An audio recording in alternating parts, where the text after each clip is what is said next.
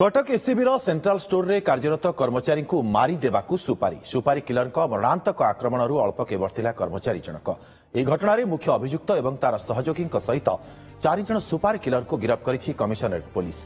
Killer को मुख्य अभियुक्त 40,000 टंका देइथिबा पुलिस कहिछि। एसीबी सेंट्रल स्टोर को हृदरोग पर व्यवहृत स्टेंट और बेलून जोगाड़ को नहीं यह शत्रुतार सूत्रपात होइथिबा तदंतरु जଣାपड़िछि। निज शला को साथी करी सुपारी किलर रंजन बेहरा, मुना माइकेल उर्फ अविनाश महाराणा, चंदन सेनापति और बी सामालू को 40,000 टंका दे हत्याकांड पर योजना करथिले। सेपटे पीड़ित विश्वंबर आहत अवस्था भयभीत होई ब्रह्मपुर चली जाइथिबा सूचना मिलिछि।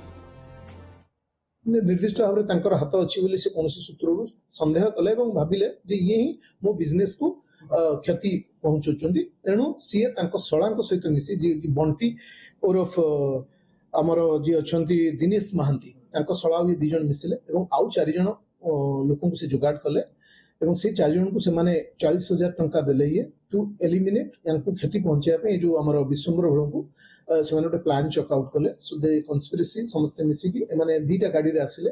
गोटे गाड़ी रे ये आउ माने दिव्यरंजन शला और आउ गोटे गाड़ी आम 3 जन लोक आसिले।